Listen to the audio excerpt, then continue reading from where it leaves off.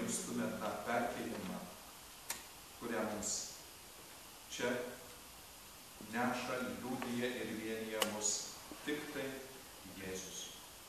Nors mes ne visi užmigsime, bet visi būsime pakeisti. Kad šis gendantis kūnas apsivilks negendamybę ir šis marus kūnas apsivilks nemarybę, tuomet išsipildys užrašytas žodis. Pergalė sunaikino mirtį. Iš tiesų, sakau jums, jei kviečio grūdas nekris į žemę ir nenumirs, jis pasiliks gyvens. O jei mirs, jis duos gausių vaisių.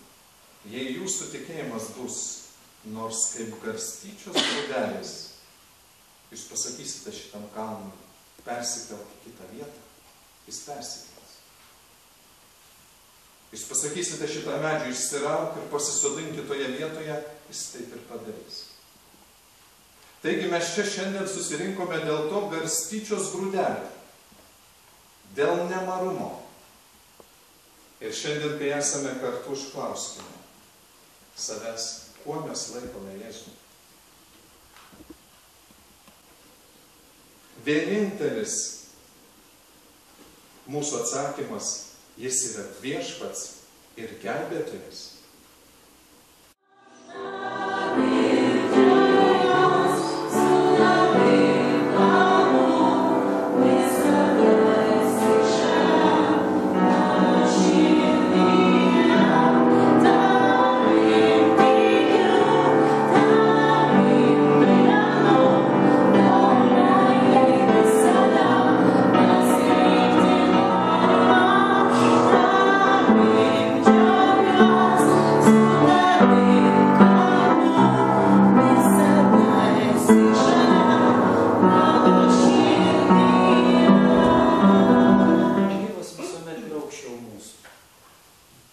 Jis yra kūrėjas, mes kūriniai.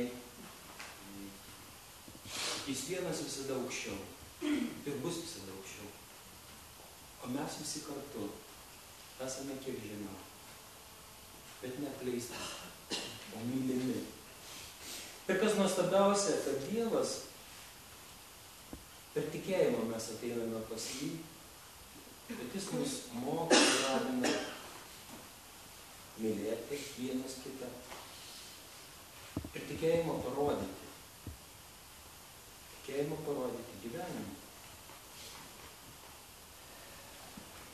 Suvienyti Kristuje, kuris duoda mums pergalę, melskime Dievą.